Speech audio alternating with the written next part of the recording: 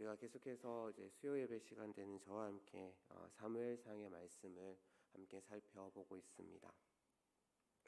이제 4장의 말씀을 보게 되면 이스라엘과 블레셋이 전쟁을 해서 블레셋이 크게 이기고 그 가운데 하나님의 언약궤를 블레셋 사람들이 자신들의 땅으로 가져옵니다.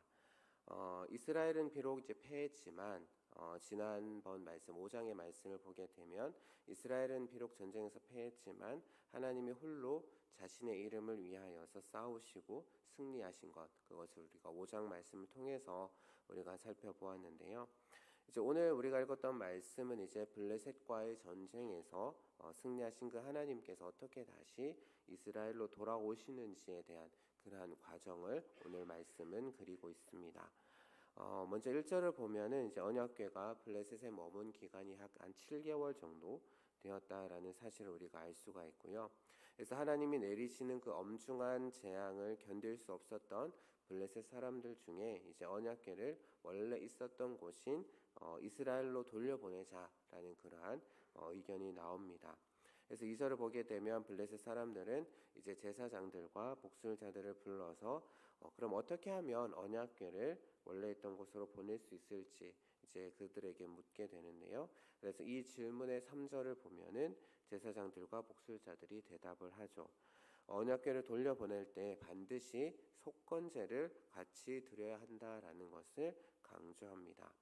여기서 이제 속건제라는 것은 이제 레위기 말씀을 보게 되면 여호와의 성물에 손상을 입히거나 손실을 입히거나 거룩성을 훼손했을 때 드리는 그러한 제사였다라는 사실을 우리가 알 수가 있는데요. 만약 손실이 있을 경우에는 손실된 것뿐만 아니라 약 5분의 1을 더해서 배상해야만 했습니다. 그래서 블레셋 사람들이 말하는 속건제라는 것은 이제 레위기에 나오는 그런 속건제 규정과는 조금은 다르지만 기본적으로 배상해야 하는 그러한 제사였던 것이죠. 그래서 블레셋 제사장들은 자신들이 여호와의 언약궤를 가지고 온 것이 여호와의 거룩성을 훼손하는 곳으로 그렇게 보고 하나님께서 자신들에게 진노하신 것은 그 여호와의 거룩성을 훼손했기 때문이다라고 그렇게 생각했던 것 같습니다. 그래서 속건제를 드려서 여호와의 진노를 풀어야 된다라고 그렇게 생각을 했던 것이죠. 만약 그렇게 하면 자신들의 병도 치료받고 왜 여호와의 손이 자신들에게서 옮겨지지 않았는지 그 이유를 알게 될 것이다 라고 이야기를 합니다. 이 말은 만일 속건제를 드려서 재앙이 멈추고 병이 나오면 하나님의 언약궤로 인해서 여호와께서 자신들에게 진노를 내렸다라는 그러한 자신들의 생각이 옳다라는 것을 증명하는 것이었다라는 그러한 의미이죠. 그러자 이제 4절에서 백성들이 속건제로 그러면 너희들이 속건제로 드려야 된다라고 이야기를 했는데 그러면 무엇으로 속건제를 드려야 할까라고 그렇게 묻게 되죠. 이에 제사장들과 복술자들은 블레셋 5방백의 수요대로 금 독종 5, 금쥐 5을 보내야 한다라고 대답합니다. 블레셋의 5방백은 사실 블레셋 전체를 대표를 하는 사람들입니다. 그래서 블레셋 방백의 수요대로 금 독종 5 그리고 금쥐 5을 드린다라는 것은 그럼 결국 블레셋 전체가 하나님께 제물을 드린다라는 그러한 의미가 되는 것이죠. 이렇게 이제 속건제를 드리는 방법을 이야기한 후에 5절 마지막을 보게 되면 우리가 지금까지 말한 것을 하게 되면 혹시 하나님께서 이것을 가볍게 해주지 않으시겠느냐? 너희들이 이야기한 대로 그대로 하게 되면 하나님께서 혹시나 하나님께서 가볍게 해주지 않으시겠느냐? 여기서 이제 가볍게 해주신다라는 것은 결국에는 재앙을 약하게 내린다라는 그런 의미이고 여기에다가 혹시라는 그런 희망을 표현하는 단어를 사용을 한다라는 것이죠.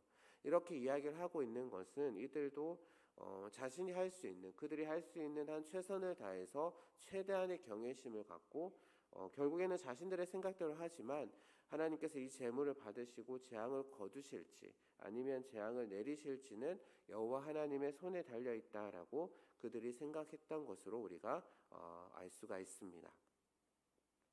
이어서 6절은 블레셋 제사장들과 점쟁이들 복술자들이 자신들에게 임한 그 재앙을 애굽에 하나님께서 내렸던 그런 재앙과 연결시켜서 이야기를 하고 있는데요.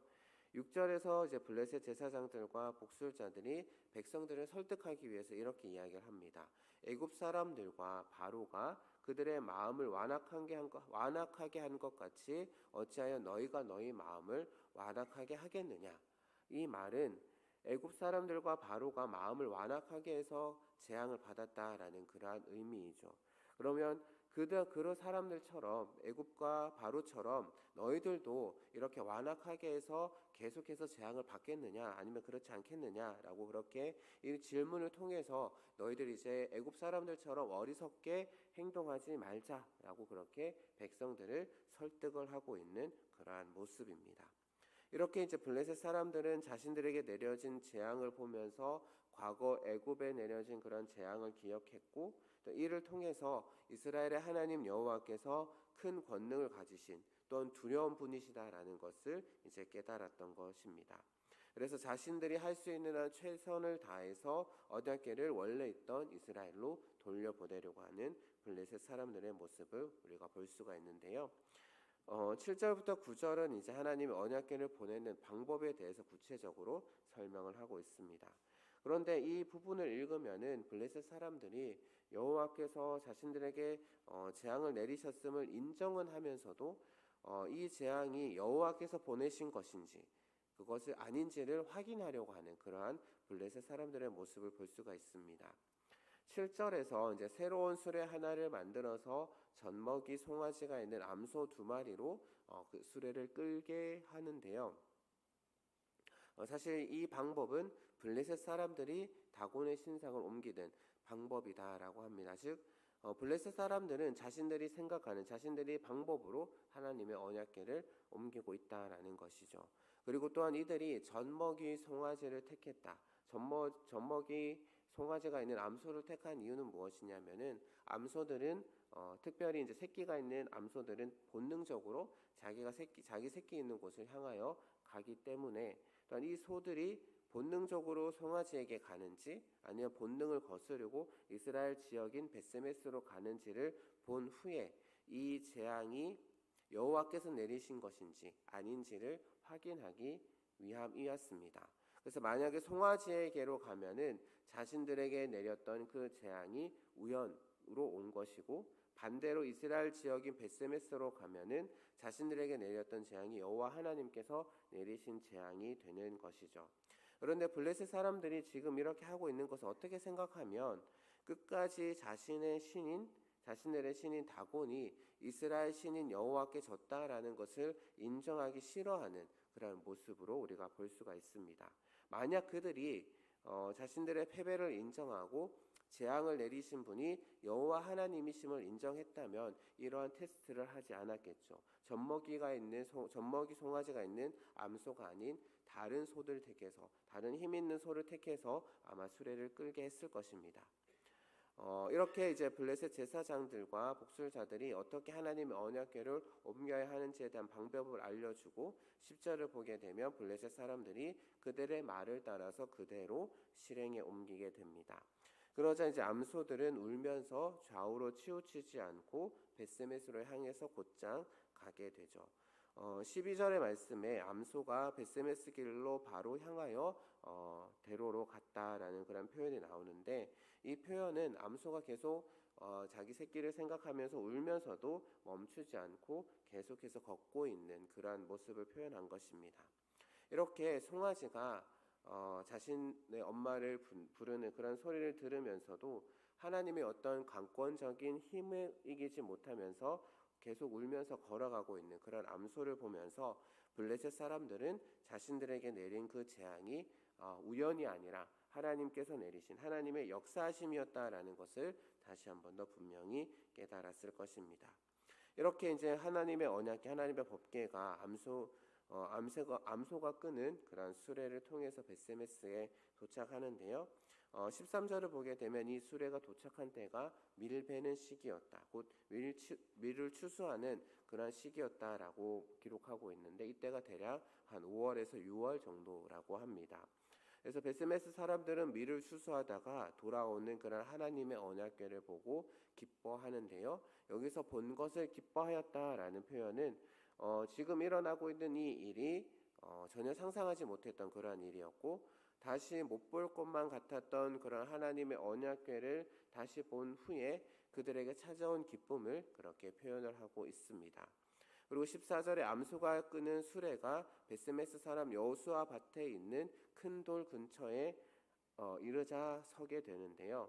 앞서 울면서 계속해서 걸었던 그런 암소의 발걸음이 목적지에 도착한 후에 비로소 멈추게 되었다. 이 역시 하나님의 강권적인 역사하심 가운데 일어난 일이었던 것입니다. 15절에서 이제 베스메스에 살던 레위인이 하나님의 언약궤와 그 궤 옆에 있던 금 보물이 담긴 상자를 큰 돌 위에 두고, 근데 이 돌이 나중에 제단의 역할을 하게 됩니다. 사람들은 수레를 만든 그 나무를 쪼개고 암소 한 마리를 잡아서 여호와께 모두 태워드리는 번제를 이 돌 위에서 드리고요. 또 다른 암소를 잡아서 다른 제사, 곧 짐승 제사를 드렸는데, 이 제사의 기름과 피가 모두 여호와께 바쳐지고, 고기는 제사를 지낸 사람들이 나누어 먹으면서 마치 잔치처럼 그렇게 행해지는 그런 제사를 드렸던 것으로 보입니다. 이것을 보면 베스메스 사람들은 하나님의 언약궤가 돌아온 것을 보면서 기뻐하고 축제의 잔치, 축하의 잔치를 벌이고 있는 것으로 우리가 생각해 볼 수가 있는 것이죠. 그리고 또 하나님의 언약궤가 금 독종과 금쥐의 형상을 한 선물까지 받고 가지고 돌아왔다라는 것은 이제 여호와 하나님께서 블레셋의 신인 다곤을 이기고 전리품을 챙겨서 돌아왔음을 의미하기에 베스메스 사람들은 하나님의 승전을 축하하고 또한 기뻐함으로 인해서 여호와 하나님께 제사를 드리고 마치 마을 사람들이 잔치를 벌인 그러한 모습을 오늘 말씀을 통해서 우리가 확인해 볼 수가 있습니다. 16절 말씀은 이와 대조적으로 블레셋 5방백들은 암소들이 베스메스에 도착한 것을 보고 이 재앙이 이제 여호와의 권능이었다라는 사실을 자신의 신들인 다곤 이 재앙이 여호와의 권능이었다라는 그런 사실, 그리고 또한 자신들의 신인 다곤이 이스라엘 신에게 패했다라는 사실을 확인하고 이제 에글론으로 돌아가게 되죠. 다시금 이제 17절과 18절 말씀에서는 다시 한 번 더 블레셋 사람들이 속건 제물로 드린 여호와께 제물로 드린 목록이 나오는데요. 금독종 형상은 블레셋 5도시를 위해서 드린 것이고, 금 5쥐는 5방백에 속한 도시, 주변 마을, 그리고 블레셋들 등 모든 블레셋 지역을 위해서 드린 것이다라고 설명을 하고 난 이후에 다시 이야기가 베스메스 사람들로 옮겨지게 됩니다. 그런데 19절을 보게 되면 베스메스에서 사람들이 여호와의 궤를 들여다보게 되죠. 그러자 이제 하나님께서는 베스메스 사람들을 쳐서 5만 70명을 죽이셨다라고 그렇게 되어 있는데요. 사실 5만 70명을 한 마을, 그 베스메스라는 그 도시의 사람들의 숫자로 보기에는 너무나 많은, 그 당시로 보게 되면 너무나도 많은 그런 숫자였죠. 그래서 많은 학자들은, 대부분의 학자들은 70명 정도가 아닐까라고 그렇게 보고 있고, 그렇다면 왜 5만이라는 숫자가 나오는 것일까? 그리고 우리말 성경을 보게 되면 그것을 괄호를 해놨죠. 다른 구약의 사본들 중에서 이제 5만이라는 숫자가 나오는 그런 사본들도 있기 때문에 한글 성경에서는 이 부분에 괄호를 하고 있는 것으로 생각해 볼 수 있습니다. 어찌되었든 여기서 핵심은 이 5만 70명이냐 70명이냐 여기에 있는 것이 아니라 하나님이 하나님께 함부로 행하는 그러한 자들에게 벌을 내리신 것이다라는 것이 중요한 것이죠. 어찌되었든 하나님의 언약궤가 어떻게 보면 하나의 물건에 불과하기는 하지만 하나님의 임재의 상징입니다. 그렇기에 하나님의 언약궤, 하나님의 법궤는 함부로 다루면 안 되는 것임에도 베스메스 사람들은 함부로 대했던 것이죠. 결국 이 일을 통해서 이스라엘 백성들은 그동안 잊고 지냈던 여호와의 권능, 또 여호와의 거룩하심을 다시 한번 깨닫게 되고, 그래서 20절 말씀에 이렇게 외칩니다. 이 거룩하신 하나님 여호와 앞에 누가 능히 서리요.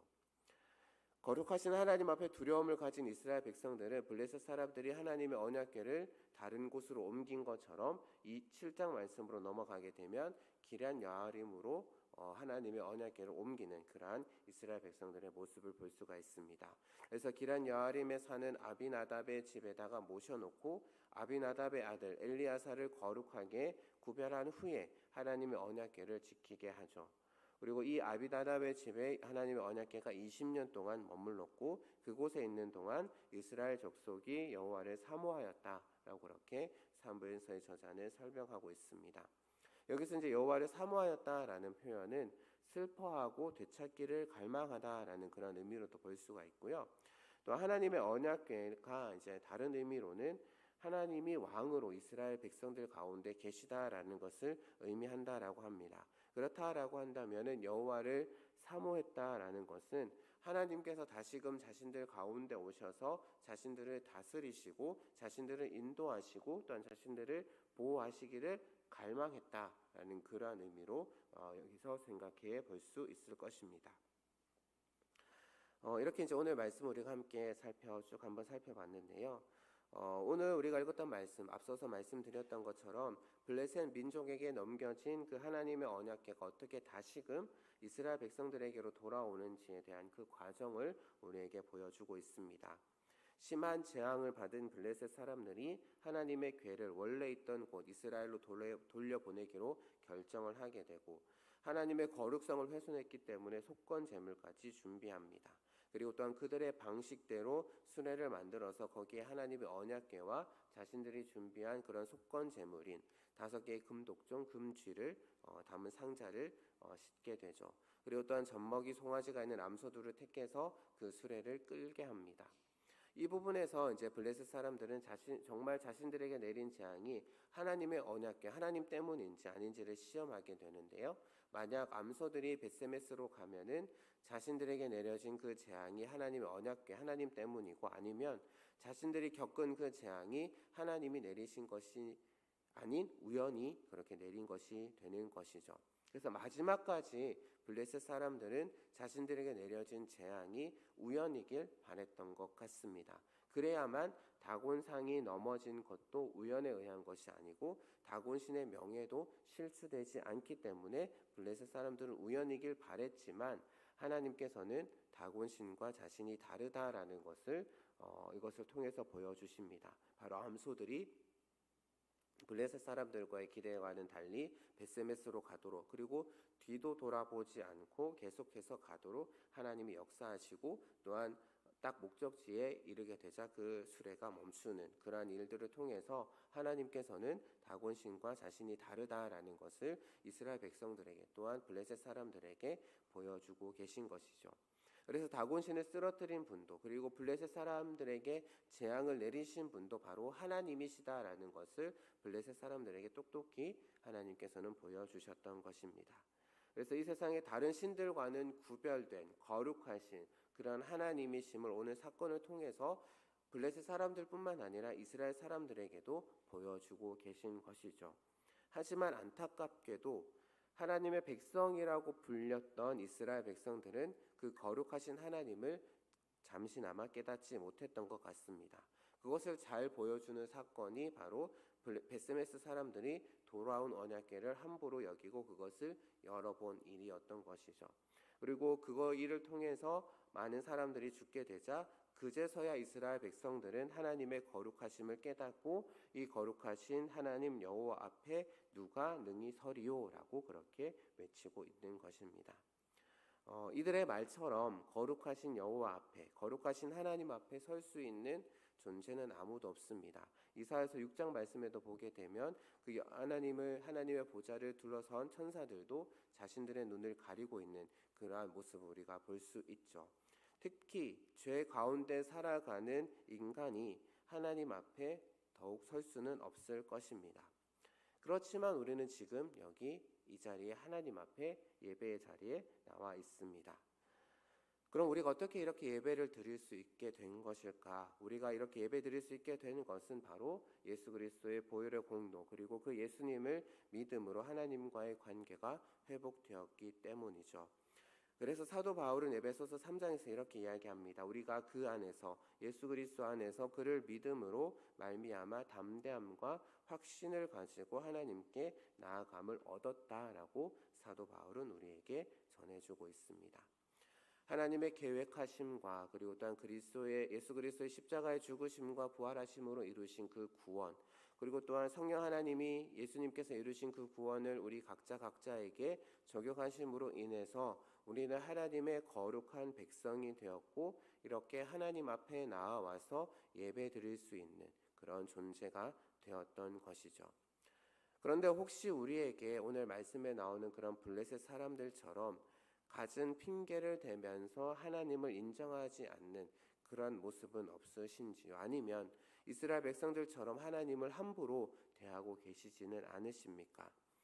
하나님을 이방신처럼 조종하려고 한다든지 아니면 자신의 목적을 이루기 위해서 하나님을 이용하려고 하는 그런 마음이 혹시나 우리 가운데 없는지 우리들의 모습을 되돌아보아야 할 것입니다. 그런 마음으로는 거룩하신 하나님 앞에 설 수도 예배 드릴 수도 없을 것입니다. 그런 자들에게 기다리고 있는 것은 하나님의 엄중한 심판이다라는 사실을 오늘 말씀은 우리에게 또한 분명히 보여주고 있습니다. 아무런 자격이 없는 우리, 너무나도 연약하고 너무나도 부족하고 정말 하나님 앞에 설 수 없는, 정말 답이 없고 정말 어떤 것도 할 수 없는 우리를 예수 그리스도의 보혈의 공로로 우리의 죄를 씻어주시고 거룩한 하나님, 거룩하신 그 하나님의 백성 삼아 주심에 날마다 감사할 수 있는 그런 저와 여러분 되었으면 좋겠습니다. 그래서 감사하면서 살면서 거룩하신 하나님을 인정하고 성령 하나님의 도우심으로 하나님을 바르게 하라, 하나님을 바르게 또한 신실한 마음으로 하나님이 기뻐하시는 모습으로 하나님을 섬기며 하나님께 영광 올려드리는, 그리고 그런 삶을 통해서 하나님을 기쁘시게 하는 삶을 살아내는 여기에 모인 모든 귀한 성도님들 되시기를 주님의 이름으로 부탁드립니다. 기도하겠습니다. 지금도 살아계셔서 우리 삶 가운데 역사하시는 하나님 아버지, 아무런 자격이 없고 어떠한 부족한 저희들에게 예수 그리스도를 믿는 믿음을 주셔서 거룩하신 하나님 앞에 담대히 나아갈 수 있는 하나님 백성 자녀 삼아 주심에 감사드립니다. 하지만 하나님 아버지, 그러함에도 혹시 우리의 마음 가운데 오늘 블레셋 사람들처럼 거룩하신 하나님, 홀로 유일하신 하나님을 인정하지 않고 하나님을 세상의 다른 신들처럼 여기는 마음은 없는지, 아니면 돌아온 하나님의 언약궤를 함부로 다루며 열어보았던 그 베세메스 사람들처럼 하나님을 업신여기고 나의 유익과 나의 목적과 만족을 위해서 하나님을 이용하려고 하는 마음은 없었는지 우리들의 모습을 되돌아보게 하여 주옵소서. 만약 우리에게 그런 마음이 있었다면 회개케 하여 주시고 용서하여 주시옵소서. 우리를 거룩한 하나님의 백성으로 삼아주심에 날마다 감사드리며 이 땅에서 살아갈 때에 거룩하신 그 하나님의 백성으로 하나님 말씀에 순종하며 하나님께 영광 올려드리며 하나님을 기쁘시게 하는 그러한 삶을 살아가는 오늘 이 자리에 모인 모든 성도들, 또한 성은교회에 속한 모든 성도님들 되게 하여 주시옵소서. 감사드리며 예수님 이름으로 기도합니다.